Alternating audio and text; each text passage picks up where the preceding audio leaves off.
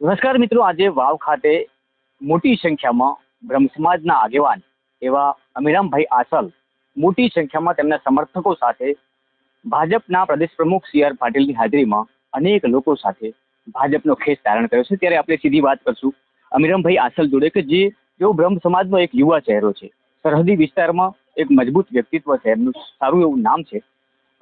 2022માં પણ અપક્ષ લડીને પણ 26 થી 27,000 મત 28,000 જેટલા પોતે મત મેળવ્યા હતા અને આજે પોતે ભાજપનો ખેસ ધારણ કર્યો છે, કારણ કે હાલમાં લોકસભાની ચૂંટણી ચાલી રહી છે અને 2017માં તેઓ ગેનીબેન સાથે હતા અને જંગી મતથી ગેનીબેનને જીતાડવામાં મહત્વનો રોલ પણ અદા કર્યો હતો. ત્યારે આજે કેમ પોતે ભાજપમાં જોડાયા તેને લઈને આપણે એમની સાથે વાત કરશું. અમીરામભાઈ, આજે ઘણા બધા આગેવાનો આપણી સાથે સરહદી વિસ્તારમાંથી જોડાયા. ગેનીબેન 2017માં ધારાસભ્ય પદમાં જીત્યા ત્યારે તમે એમની સાથે હતા. ત્યારબાદ 2022માં અપક્ષ લડ્યા. શું કારણ હતું અપક્ષ લડવાનું અને આજે કેમ ભાજપમાં જોડાવું?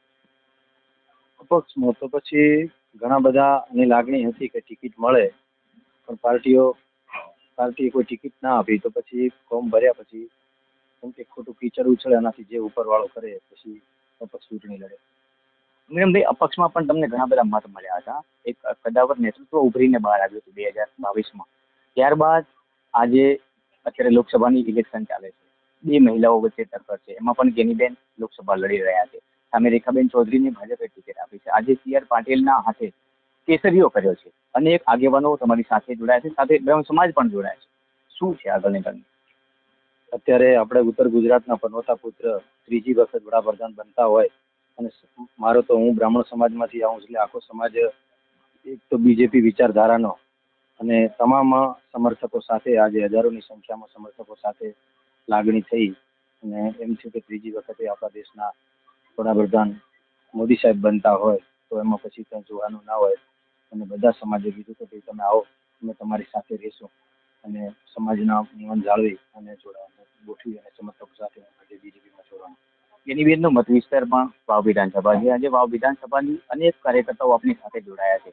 પાટીલ સાહેબે આપને મોટી જવાબદારી આપી છે અહીંથી લીડ કાઢવાની. લીડની જવાબદારી આપી છે, પણ બને એટલો વાવ વિધાનસભામાં લીડ રહેશે એવી ખાતરી આપું છું. વિસ્તારમાં જવાબદારીથી ચૂંટણી દરેક બૂથમાં મેનેજમેન્ટ કરી અને વાવ વિધાનસભા પ્લસ રહેશે એવા મારા પૂરેપૂરા પ્રયત્નો રહેશે. તો આ હતા અમીરામભાઈ આસલ, જેઓ આજે સી આર પાટીલના હાથે કેસરિયા કર્યા છે. સાથે અનેક યુવા આગેવાનો અને આ વિસ્તારના બ્રહ્મ સમાજના અનેક લોકો કેસરીઓ ધારણ કર્યો છે. ત્યારે આગામી સમયમાં એક પડકારજનક વાત છે કે આ વિસ્તારમાં એક મોટી જવાબદારી આપી છે ભાજપને જીતાડવાની અને અમીરામભાઈએ એને બહુ મહત્વ આપ્યું છે, કારણ કે બ્રહ્મ સમાજના યુવા આગેવાન છે અને આગામી સમયમાં અહીં પણ એક કાંટાની ટક્કર સમાન આ ચહેરો રહેશે એવું અત્યારે દેખાઈ રહ્યું છે. નમસ્કાર.